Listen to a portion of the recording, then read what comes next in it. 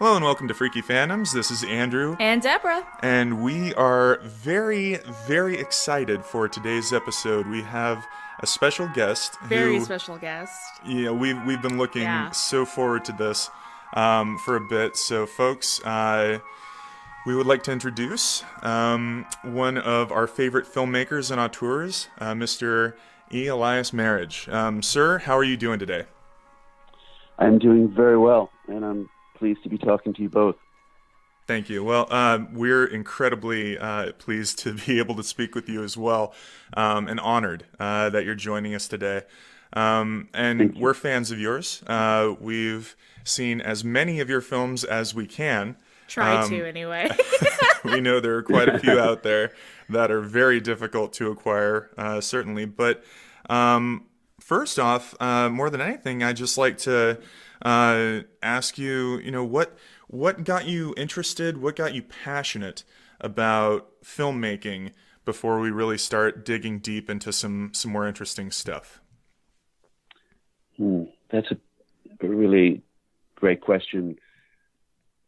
My interest very early when I was from being a child was really my interests were in chemistry and in biology, and I really felt a great passion that was moving me towards medicine, towards surgery, towards my interest in the mystery of the body and life, and how an organism maintains itself and stays alive. Was always something that riveted me from an early age.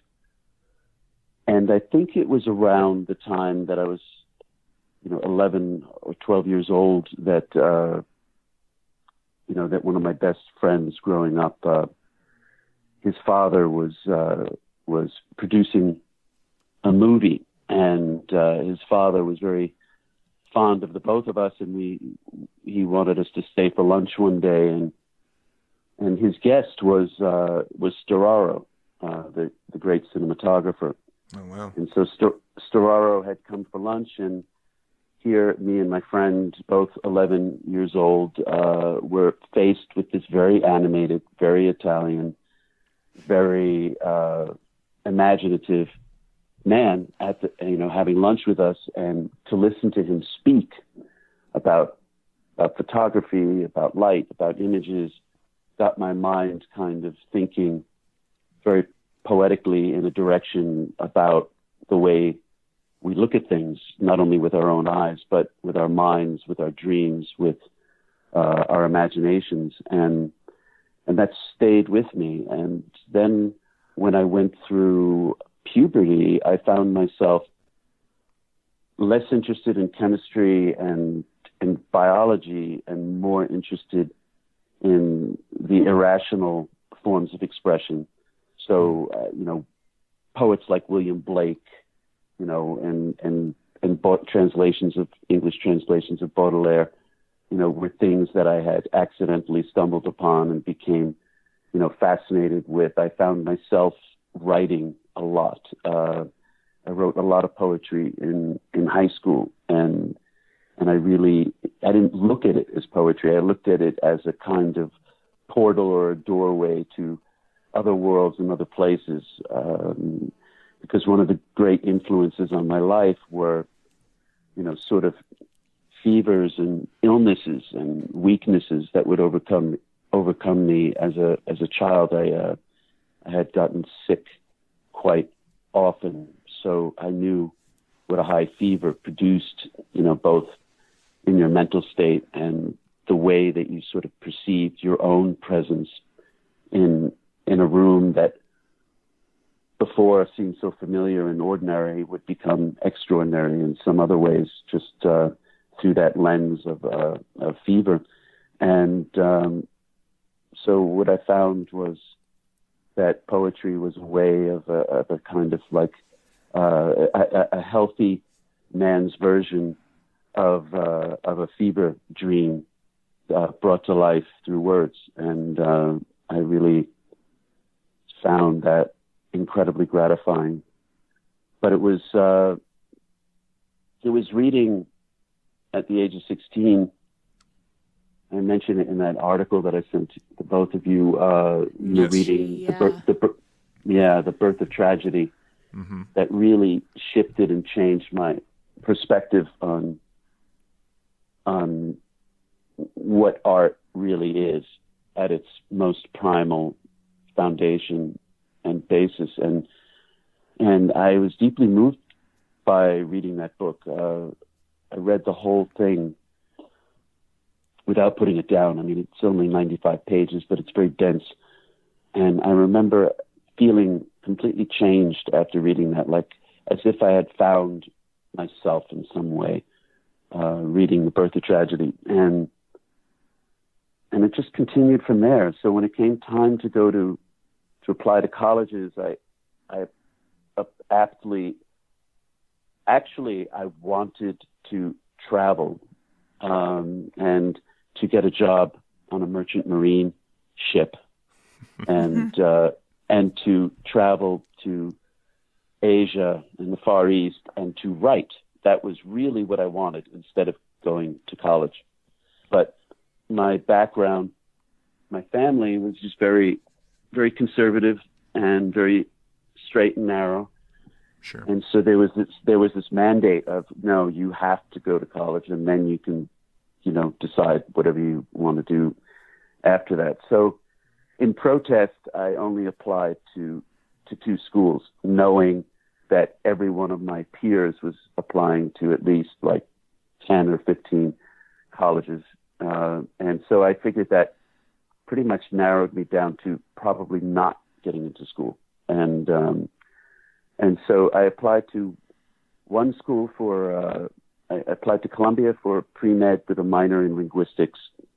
And then I applied to a film conservatory that only took like 14 students a year.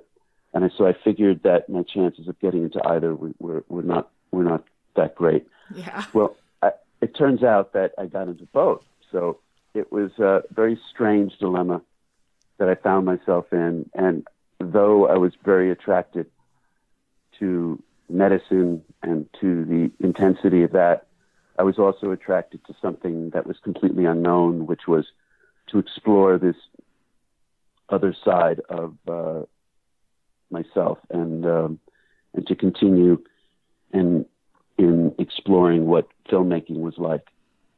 So, the good thing about the film conservatory I went to was that they were very strict, and they had the option to review your work at the end of the first year and throw you out if your work was not good enough or something they deemed, strong enough.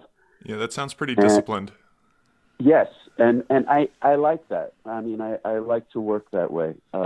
So after my first year, I wound up making this.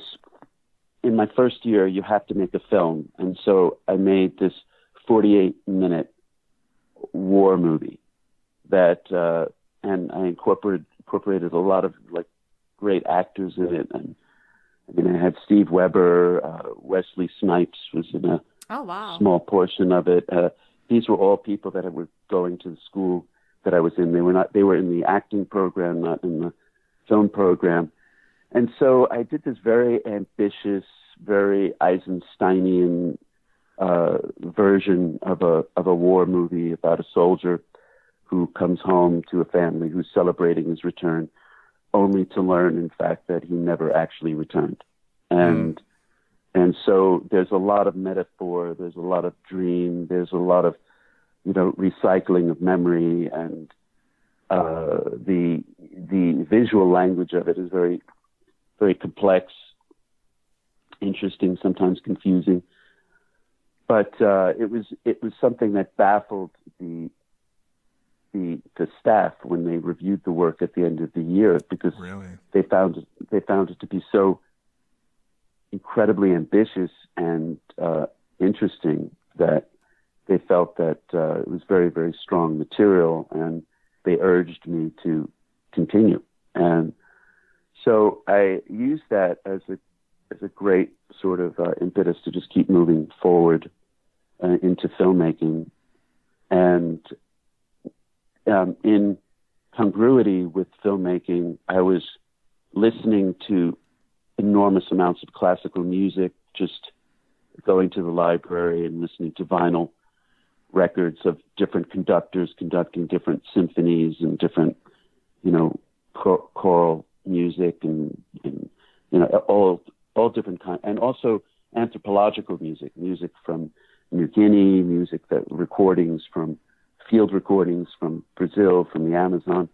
So I was really very interested in the sonic world as well, how music moves us and how, ritual. I started to get interested in ritual music and how the incantatory way that the voice is used can produce that sort of fever dream that I was referring to earlier, and poetic states of seeing things. And these were the things that really interested me. And I was very interested in performance and finding new ways of directing actors to perform rather than just reading lines. I find dialogue the least interesting part of a film, because it's really the expression, the kind of emotive force and energy that comes from an actor or the actor's mask or the character that really interests me the most. Well, that's something that made me think. You'd mentioned in some different commentaries and interviews that the performance, the art of theater being conveyed through film is something that you look at and you focus on. Were you always interested in theater and live plays, performances, things that you attended and saw in person? Absolutely. But I also experimented in creating atmospheres, working with actors. I worked with actors constantly, certainly when I was in school. And Sure. then when I was out of school, I was invited to by the Ghent Repertory in Belgium to Oh, wow. to direct some theater pieces. And what I focused on was Samuel Beckett's very short works, the works that we never get a chance to see. There's one that he did called Breathe that only is like a 2-page description of the stage setting, and so doing those was very gratifying to see those realized, and it gave me an opportunity to work with actors in a setting that is much more intimate. I find theater incredibly intimate, and it's an important way of working, which actually dovetails into the way that I, was making Begotten, and also with Polia and Blastema.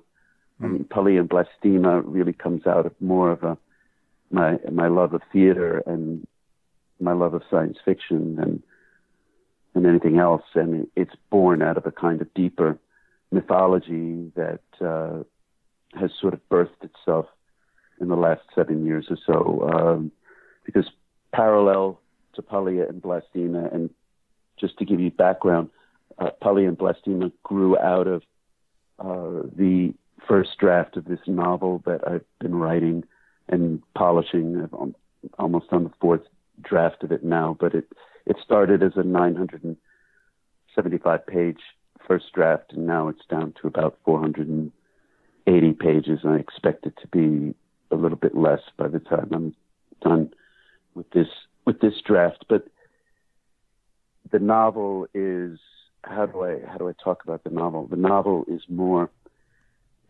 is a cosmology. There's no question that it is a exploration of the beginnings of not only life on Earth, but the image of what it is that came before nature, where it starts with the beginning of things, and it's sort of the source and maybe the yes.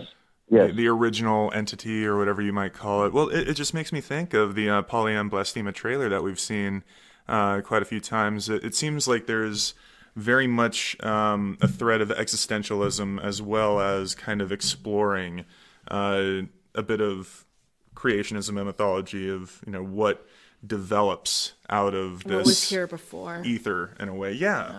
Yes, exactly, Debbie. You know, it's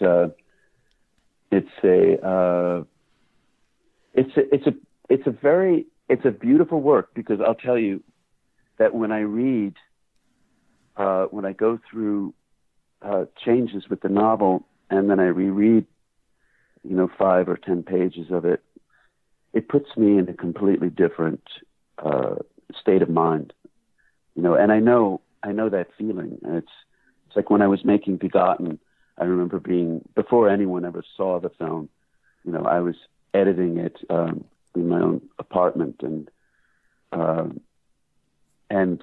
I remember looking at like 10-minute sequences and just being very, very, you know, just feeling that I was in an alternate state of vision while watching the film.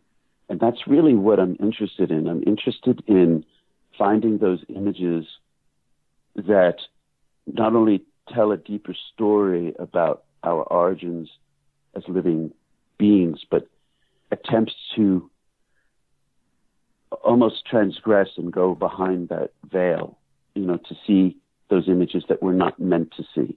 Mm-hmm. And we're never meant to see.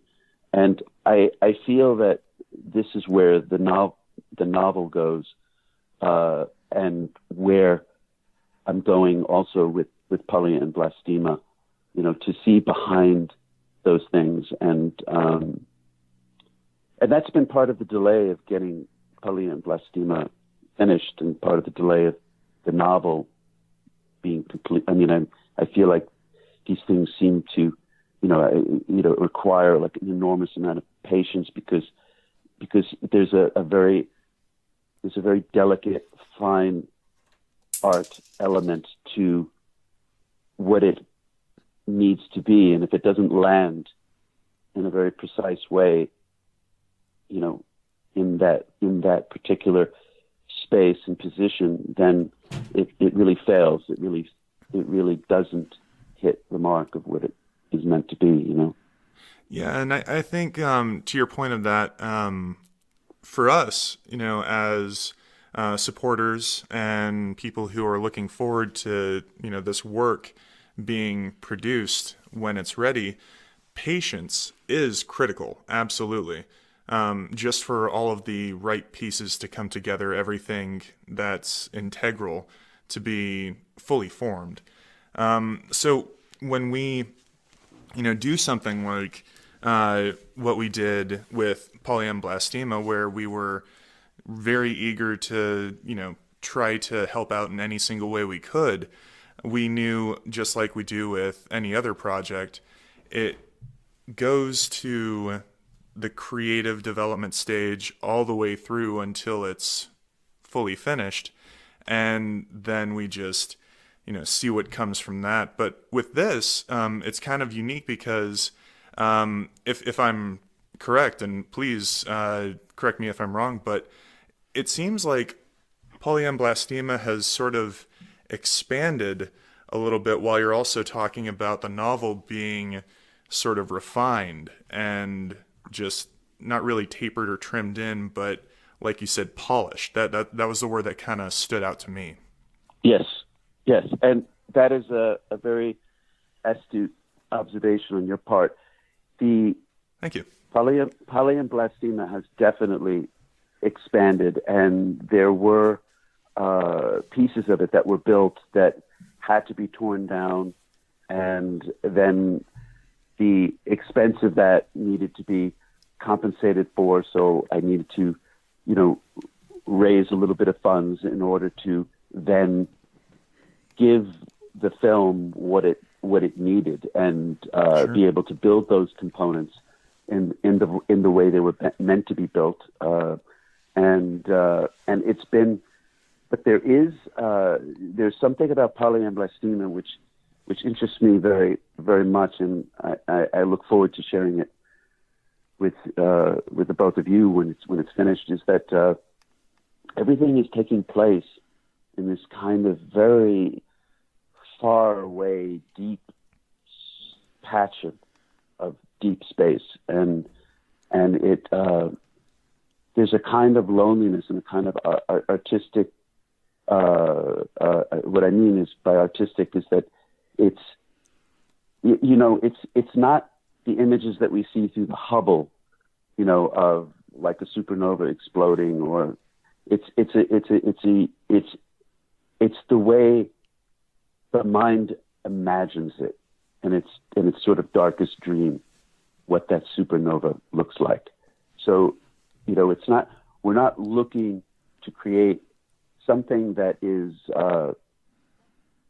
physically possible, but something that is imaginatively possible, and probably more true if you were to have a more powerful lens on your Hubble telescope, Yeah. Yeah, and that's kind of what the impression was for us. Was it seemed like it's maybe not necessarily taking place in a type of vacuous space, but in a sort of ethereal plane, in its own realm of existence, yes, but also something that can be possibly relatable to the dreams or the fever dream visions that we can have. Yes. Which just fascinates us because, we're fans of experimental film. We're fans of filmmaking where, it's outside of the box, whether it's with narrative or visuals or different forms of testing the medium. And that's one of the things that fascinates me about your journey and your path as a filmmaker, especially when you came out of the gate after your short film works and your works in the early 80s with Begotten, because that's a film that is sincerely and genuinely revolutionary. It just changed so many perspectives when it arrived and got so much interest garnered from it that people started really kind of reconceiving what they could do with even just preparing a film negative. So, we find that movie, to be a real game changer, for lack of a better word. That's beautifully said. Thank you. And, well, it's honest. But it is. I want you to know, though, from my point of view, that when I watch, there was a moment a couple of years ago where we screened the film, and in a movie theater and on a big screen, and I sat there and I hadn't seen it in years, and I sat there looking at the film with the intent to really see what I would change in it and what I would criticize about it or what I felt was wrong with it. And I found that the film just, that I had to give in to it, that it had its own power, it had its own life force, and I had to enter into it, and I realized that I didn't have a single criticism of the film. Not that it's a perfect film, but that it has a power to it that is uniquely its own. That is both not cinematic at all. That's something else altogether, and at the same time, it is, a ferocious lens on something that just feels and rings truthfully, without any falsehood to it. So I was very interested in that experience because I was surprised by it, and I feel that the film has its own life force that exists without me. And I know from making the film that when I was making it, it really was like a fever dream or a storm system that was moving through me, and not really a part of me, but that I was sort of the hands and feet, the workman. The catalyst for it. Yes, and also the shopkeeper who was there to, put it together and make it something that people could experience.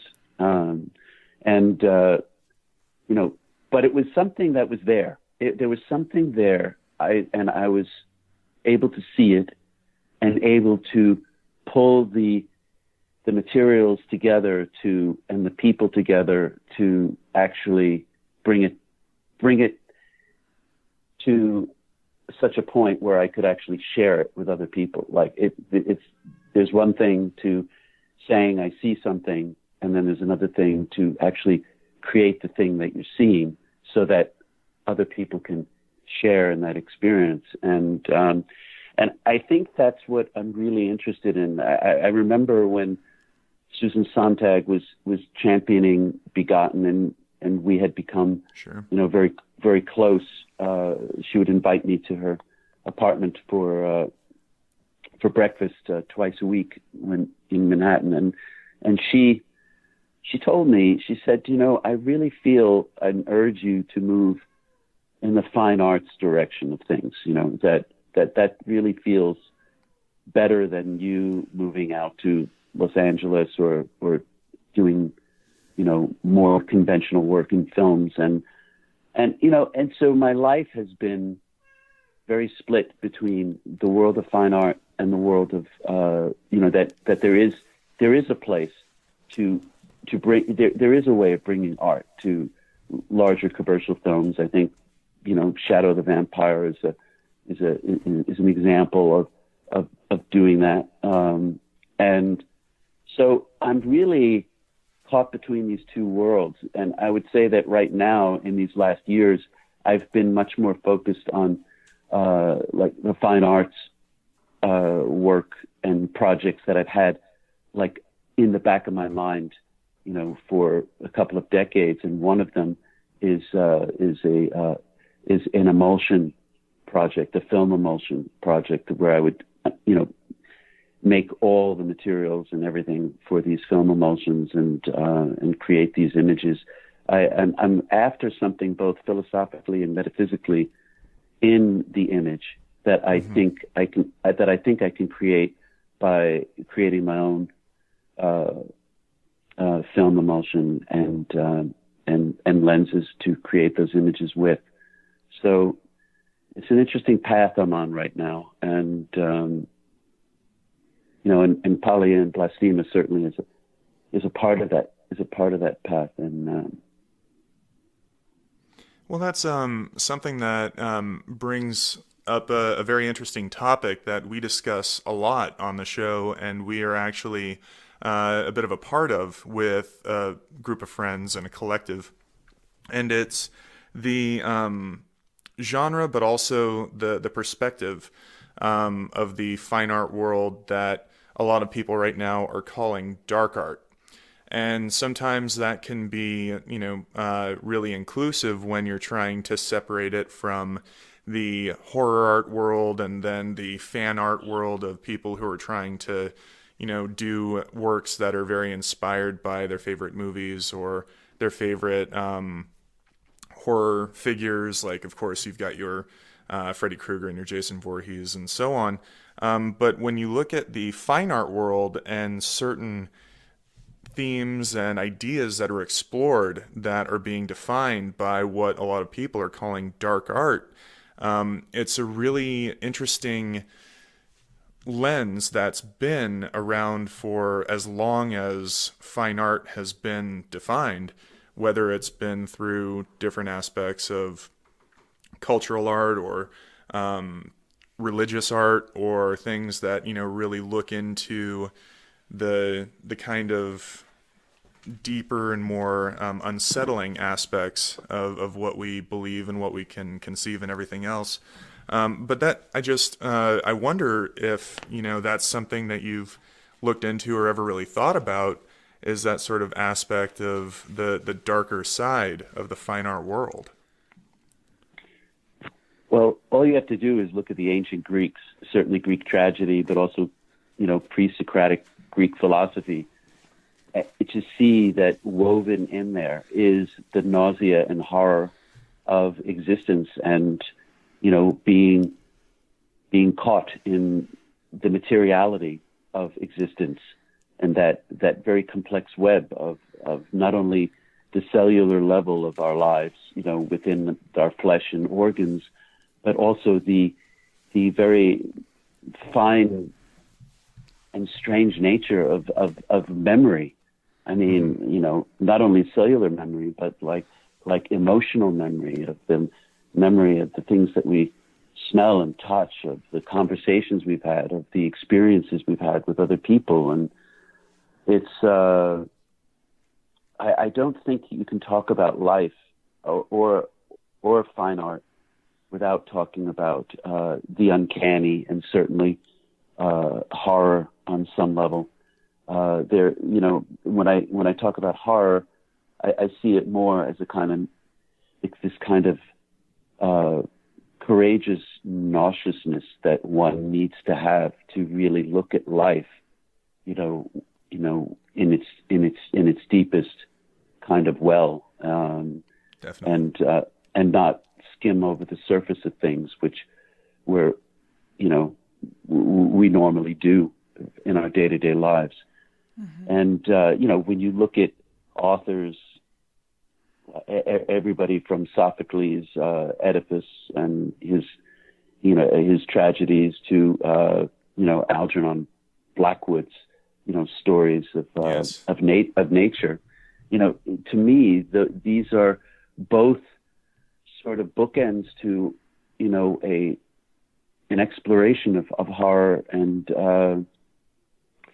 our inability to fully wrap our heads around the deeper nature of nature itself. And this, for me, is really where the center of the heart of horror begins to pulse and emanate from. Mm-hmm. Yeah, and that's something that I find fascinating, is when you look at aspects of existentialism and the unease of seeing or trying to even perceive the big picture of everything, the dread, the void, the unknown, all of that. It makes me think of one of my favorite books that, Deborah, you got me, from Nietzsche. Oh, yeah. Which you mentioned, Elias, in your article, which I absolutely love. Zarathustra. Yeah, Thus Spoke Zarathustra. And I wonder if, that's one of those works for you, because it's really something that I love looking at and thinking about too, is not how, dark art is only confined to painting and sculpture, but how it's also something that can be pointed at with literature, with film.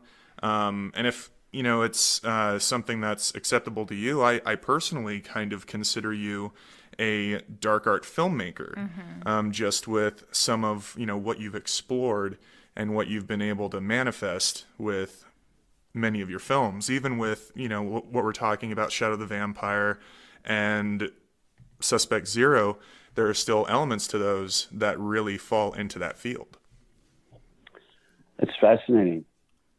I'm thinking about everything you're saying, and certainly with your reference to Zarathustra, of course, is near and dear in terms of a piece of writing, and it really is, the horror of leaving one's isolation, of leaving the mountain and mm-hmm. going down into the valley, into the village, and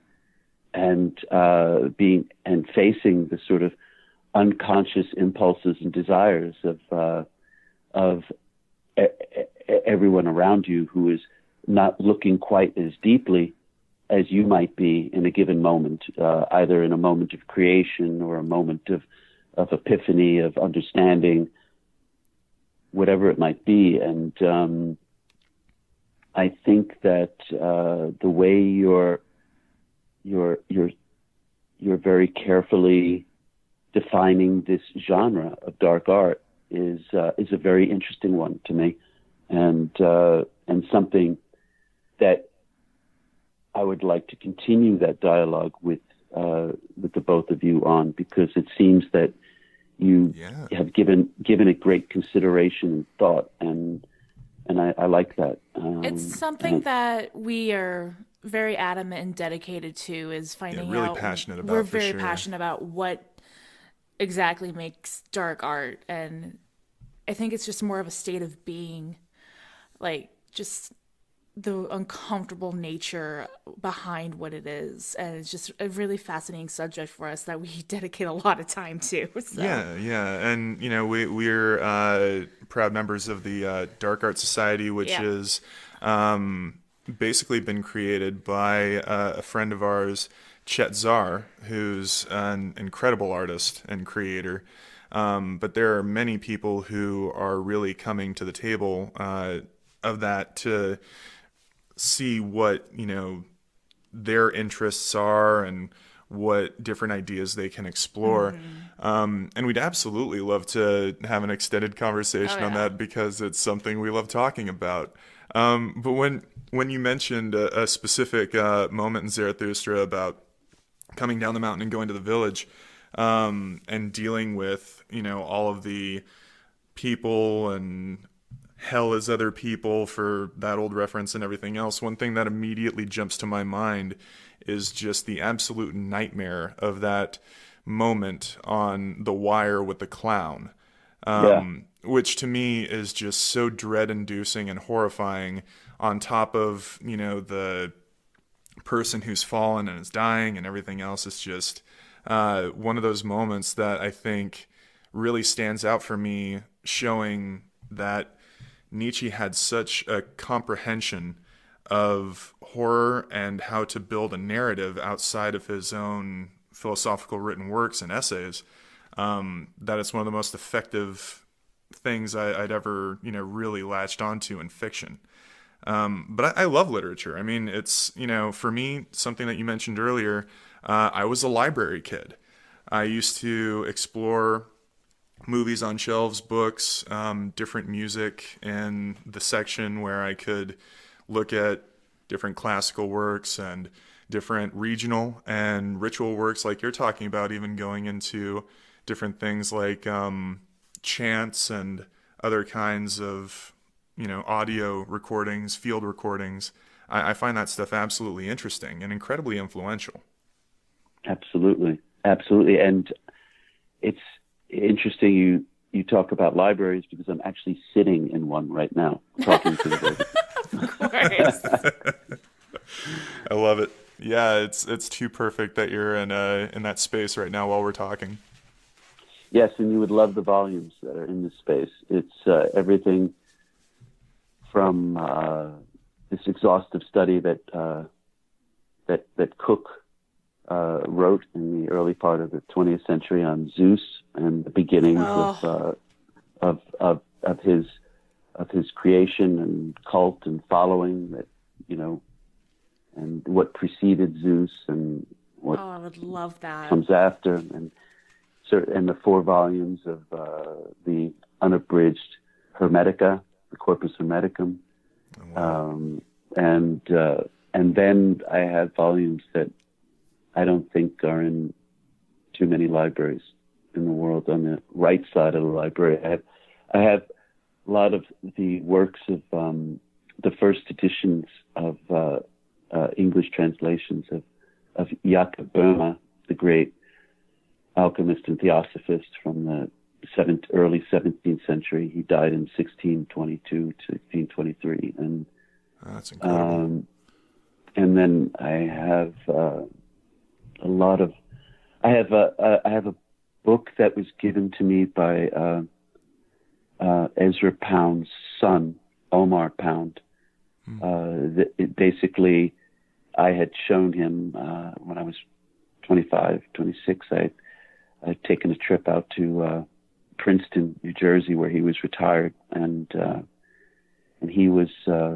I showed him Begotten on film, and he was very moved by the film, and he didn't say much about the film, but we had a long conversation about the Golden Dawn, about Ezra Pound was W.B. Yeats's secretary at the time, so he was doing all the editorial work for Yeats, and he had come in contact with, through Yeats, everyone in the Golden Dawn, and at the time there was a remarkable woman named Florence Farr who wanted to revive the Egyptian mysteries and wrote 2 plays with Olivia Shakespeare, and Olivia Shakespeare's daughter is who Ezra Pound wound up marrying.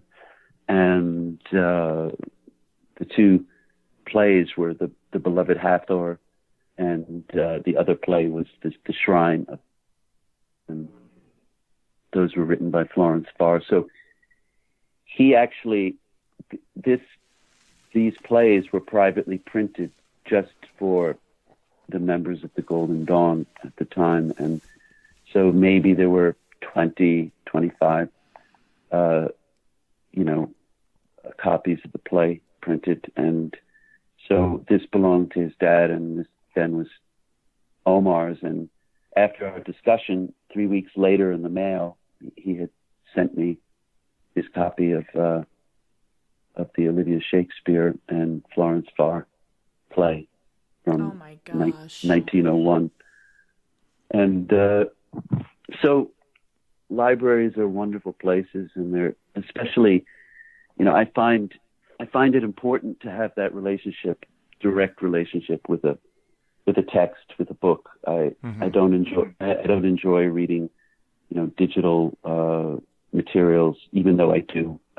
You have to in this day and age. People send you scripts and their PhDs and digital files, but I try to get printed copies of everything. And but there's something about a library where you can have that intimacy. And when I first started writing my novel, I started writing it using a fountain pen and just a blank piece of paper. So it started in that format, and I find that handwriting, you think slightly differently than you do when you're working with a keyboard, and I enjoy it. But It reminds me a little bit of almost just the way of transcribing, but also refining your own work. I think, writing long form is a really important way to connect your body with, what you're trying to convey through your thoughts and through your ideas and structure. And then, as you're sort of going through your own editorial process, typing that up is kind of critical. I've done writing in both ways, where I've just, hit the keyboard or the typewriter directly, but I'm kind of with you. There's something about, putting pen to paper is, I don't know. I don't know if I would say if it's gratifying or if it's more of a connection. It's more of a connection. It's more of you exposing yourself and connecting yourself with those words instead of systematically pressing a button. Yeah, instead of just making it immediately mechanical. It's more fluid. Yes. And there's a connection between the musculature of your hand and the nerves going from your hand to your brain that connects you very intimately to that single point of destiny. Mm-hmm. Whereas when you're typing onto your computer, you don't really have a limit as to really that word sits in reality. If there's no real finite physical touchdown point of where that word sits when you're looking at it on your computer screen, it sort of exists virtually and not in any particular place. I mean, is it in the hard drive? Is it in the chip? Is it on the screen? Where's that word? And in some ways it's in all those places, but in many other ways it's not anywhere. But until you, of course, you print it out.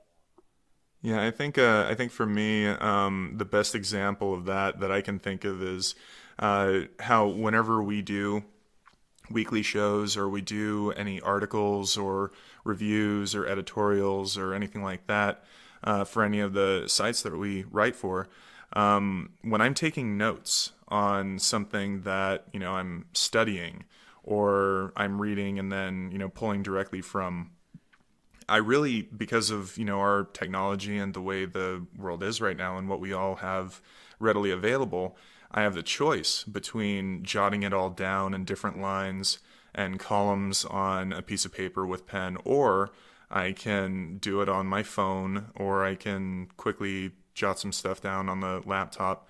Um, but when I go back to that work, when I go back to those notes, when I go back to, see what I was really thinking when I was going through this film or this album or whatever, looking on that paper, there's that connection. It's like, oh, I remember exactly what my perspective was when I wanted to talk about this subject, or, this couple of keywords or whatever. And that just seems like it would produce a better result. I feel like, the writings that I do after going through that process are better, that they're higher quality. And I can imagine, of course, that being really similar with building a narrative and a full written work like the novel that you're doing. Yeah, I agree completely. And that process that you just described and outlined is a very thorough one, and one that shows both time and patience that is applied to your thoughts. And I think that kind of rigor is important in the creation of beautiful things. Yeah, and that's kind of one of the things that we get just from our impressions of your work and your output. It seems like you go through, just like what you were talking about through your education, a very disciplined and structured process where even as you're talking about working on your own lenses and film elements, you dive in completely. You fully immerse yourself into the technical aspects and craftsmanship of the kind of art that you're trying to produce. And honestly, that's something that we respect in filmmakers and musicians and authors and anybody who's, being a creator, whether it's, fine art, painting, sculpture, what have you, or any kind of medium that you can produce something out of. It just shows something that, you really have a connection to the work, and it's about the work as opposed to anything else that might be superficial. Yes, because in the process of creating something, it is hopefully going to outlive you, and you want that piece to really inspire people in ways that you never imagined, and you hope for that, and it's important that I know that I'm putting every brain cell and every nerve and every part of my depth and being into that creation. Otherwise, it's decoration. Otherwise, it's something else. It's not. It doesn't carry this sort of collective shared search and yearning and experience of what it is that we need to really sustain ourselves. I mean, more than food, we need that song, that painting, that movie, that that poem to take us to that place of reverie, of understanding, of a deep inner standing of what it is that we are all about, and our life is a great experiment and exploration of what it means to be alive, of why we're alive at all, and what is the best thing to do with this thing called life that we're given. And I think that this exploration through art and creation is the best way to explore it. I think so. Yeah, I agree. Well, we've been speaking for a good better part of an hour. It's been fascinating discussing your work, your background, some of your thoughts on, again, things like philosophy and existentialism. I'm so glad we've gone down this path for this conversation. Oh, yeah. Elias, thank you so much for being on the show. We've had an incredible time talking with you, and we're, again, very honored that you joined us today. We are. Thank you so much. It's my pleasure. Thank you. Thank the both of you very much. And also, we should continue the dialogue. It's great to meet kindred spirits and to talk, at length and depth about these things that we care so much about. I'm sure we'll be in touch. Yeah, we'd love to continue this. It'll Okay. it'll be our pleasure. So Beautiful. again, thank you so much. Thank you everybody for listening. Thank you for joining us on this great episode. Until next time, we're Freaky Fandoms. Yeah, we're Freaky Fandoms. Mind blown.